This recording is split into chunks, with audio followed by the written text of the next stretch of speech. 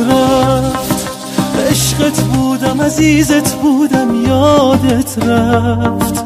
همه کس همه چیزت بودم یادت رفت یادت رفت یادت رفت اون همه عشق و اون همه خاطره یادت رفت گفتی محاله که از یادت بره یادت رفت دیدی یادت رفت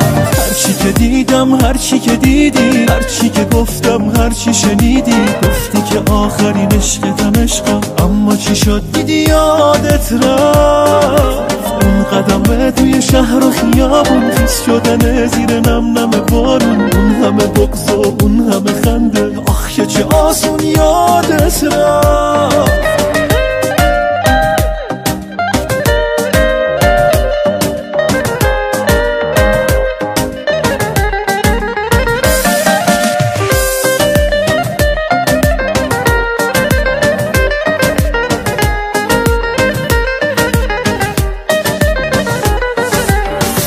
تونستی من نمیتونم داره میسوزه قلبم و جونم چیزی از من نپرس کلافم حال خودم رو نمیدونم داره میشکنه حس غریبی تو وجودم لحظه به لحظه زندگی بعد تو عزیزم زندگی نیست مردن محضه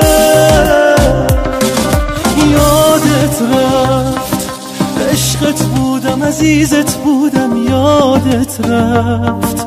همه کس همه چیزت بودم یادت رفت یادت رفت یادت رفت اون همه عشق و اون همه خاطره یادت رفت گفتی محاله که از یادت بره یادت رفت دیدی یادت رفت هرچی که دیدم هرچی که دیدی هرچی که گفتم هرچی شنیدی گفتی که آخرین عشقتم عشقم اما چی شد دیدی یادت رفت اون قدم توی شهر و خیابون خیس شدن زیر نم نم بارون اون همه بغض و اون همه خنده آخ که چه آسون یادت رفت